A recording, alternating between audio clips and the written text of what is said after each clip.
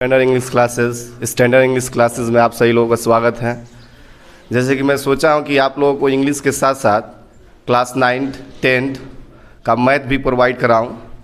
तो आज का जो सेशन चलने वाला है मैथ विथ राजीव सर, ये हमारे सहयोगी टीचर हैं, हमारे साथ पढ़ाते हैं राजीव सर, जो आप लोगों को काफ़ी बेहतर तरीके से मैथ को समझाएंगे। तो मैं चाहूँगा आप सही लोग इनके साथ बने रहें और मैथ को बेहतर से बेहतर तरीके में समझें। आइए राजीव सर।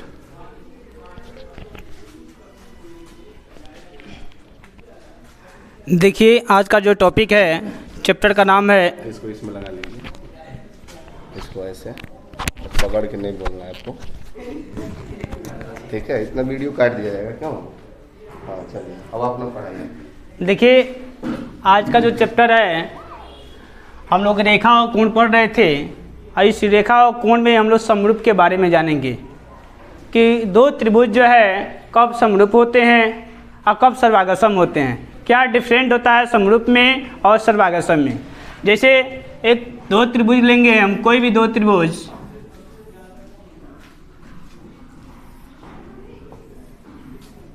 एक त्रिभुज का नाम देंगे ए बी सी, एक त्रिभुज का नाम देंगे पी क्यू आर। हमको सिद्ध करना होता है या बताना होता है कि समरूप कब होते हैं। तो समरूप दर्शाने के लिए त्रिभुज ए बी सी, ये समरूप का चिन्ह होता है। त्रिभुज पी क्यू आर, जब ऐसा कंडीशन आता है तो समरूप में सबसे पहले हम कोण ए के बराबर कोण पी लिखते हैं, यानी एंगल ए बराबर होगा एंगल पी के, एंगल कमिंग, एंगल बी बराबर होगा एंगल क्यू के, एंगल सी बराबर होगा एंगल आर के। साथ साथ में इनकी भुजाओं का अनुपात भी इक्वल होता है। जैसे हम जानते हैं ए बी के बट्टे में और बी सी के बट्टे में, अर्थात ये जो बी सी है, बी सी के बट्टे में होगा क्यू आर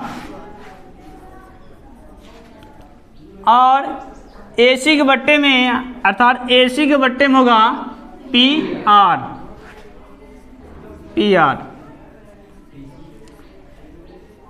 देखिए, यदि किसी भी त्रिभुज में समरूप की बात कही गई होगी, उसमें समरूप होने के साथ साथ ऑलरेडी यह जो है कोण ए जो है कोण पी के बराबर होगा, कोण बी जो होगा कोण क्यू के बराबर होगा, कोण जो सी होगा कोण आर के बराबर होगा।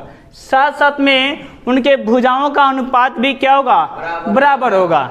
जैसे यहाँ पर दर्शाया गया है ए बी के बट्टे में पी क्यू और दर्शाया गया है बी सी के बट्टे में क्यू आर और दर्शाया गया है ए सी के बट्टे में पी आर। इतना कंडीशन जो है इस समरूप से फॉलो किए जाते हैं। हम आते हैं अपने टॉपिक पे। टॉपिक का नाम होगा 7.1। 7.1 में दिया गया है एक चतुर्भुज दिया है। चतुर्भुज का नाम है ए बी सी डी। एक चतुर्भुज बनाएंगे,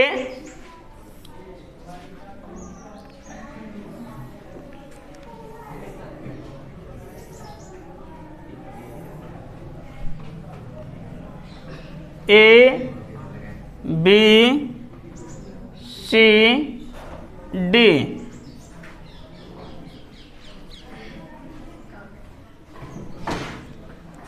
देखिए क्वेश्चन में कहा है चतुर्भुज ए बी सी डी और ए सी जो भुजा है ए डी के बराबर है, अर्थात ए सी जो ये भुजा है ए डी के बराबर है और ए बी जो है कोण ए को समद्विभाजित करता है, यानी जो ए बी जो ये रेखा है ए बी, वो कोण जो है टोटल कोण ए को समद्विभाजित भागों में बांटता है, अर्थात दो बराबर भागों में बांटता है। जितना एंगल यह होगा उतना ही एंगल ए भी होगा।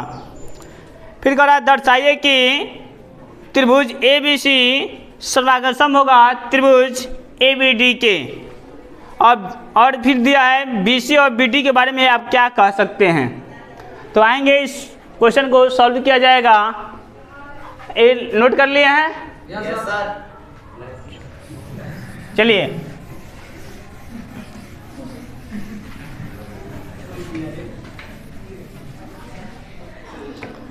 पुनः जो है देखेंगे। तो सबसे पहले लिखते हैं, दिया है 7.1 का फर्स्ट क्वेश्चन। पहला क्वेश्चन क्या दिया है लिखेंगे, त्रिभुज। सबसे पहले लिखते हैं दिया है, दे रहा है चतुर्भुज ए सी बी डी। लिखेंगे चतुर्भुज ए सी बी डी में दिया है ए सी बराबर है ए डी के, और दिया है कोण ए बी जो भुजा है, ए बी कोण ए कोण एक को समद्विभाजित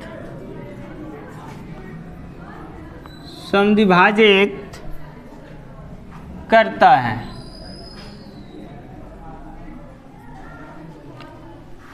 अब देखेंगे क्या हमको दर्शाना है। लिखेंगे यहाँ पे दर्शाना है। क्या दर्शाना है, त्रिभुज ए बी सी समरूप होगा त्रिभुज ए बी डी। अब जैसे दर्शाना लिखते हैं ठीक उससे तुरंत बाद हम लोग प्रमाण लिखते हैं। क्या प्रमाण में लिखेंगे,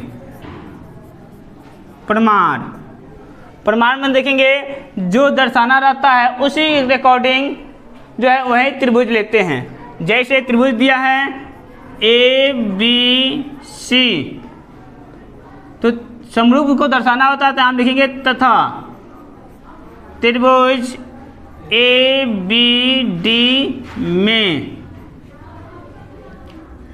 लिख लिए। अब देखेंगे चित्र ए बी सी जो है कहाँ है, ए बी सी, अर्थात इसको छायांकित किया जाए ए वाला त्रिभुज।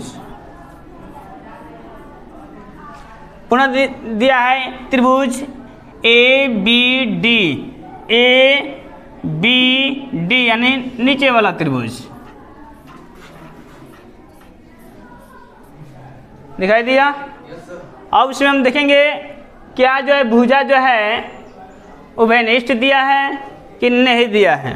तो उभयनिष्ठ की हम बात करेंगे तो इसमें ए बी जो भुजा है ऊपर वाले त्रिभुज में आ रहा है और नीचे वाले भुजा में आ रहा है, अर्थात इसको अलग अलग भागों में यदि बांटें तो ऐसे त्रिभुज बनेगा। देखिए ध्यान से, यानी ए बी सी, इसका भी नाम देंगे डी, इसके लिए भी ए, इसके लिए भी बी। अब देखिए इसी चतुर्भुज को हम दो भागों में बांट दिए। दो त्रिभुज दिया था ए बी सी तो अलग बना दिए ए बी सी, और दिया है ए बी डी, इसके लिए अलग बना दिए त्रिभुज ए बी डी। अब इसको दर्शाना है तो सबसे पहले क्या लिखेंगे, भुजा जो है ए बी है बराबर होगा, ए बी बराबर होगा ए बी की, क्योंकि ये दोनों त्रिभुज में क्या है मौजूद है। जब दोनों त्रिभुज में मौजूद है तो लिखते हैं उभयनिष्ठ है, अर्थात कॉमन है, उभयनिष्ठ है। लिख लिए। तो इसके बाद लिखते हैं, कहा गया है कोण ए जो है ए बी भुजा जो है दो भागों में बांटती है, दो समद्विभाजित भागों में बांटती है। अर्थात कोण ए जो होगा कोण ए के बराबर होगा, कोण ए बराबर होगा कोण ए के। इसके लिए लिखेंगे दिया है। अब इसको समरूप सिद्ध करने के लिए दो चीज़ें जब बराबर हो जाती है तो तीसरा चीज़ें जो है उसकी भुजाएं क्या हो जाती है, इक्वल हो जाती हैं। अर्थात ये त्रिभुज क्या हुए, समरूप हुए। त्रिभुज ए बी सी, समरूप त्रिभुज ए बी डी क्यों हुए, तो देखिए यह भुजा है, भुजा को हम लोग साइड लिखते हैं यानी यस, कोण को जो है ए लिखते हैं तो ए। अर्थात इसकी तीसरी जो भुजा भी होगी वो भी क्या होगी, बराबर होगी, यानी उसके लिए लिखेंगे एस, यानी एस ए एस के नियम से या कसौटी से।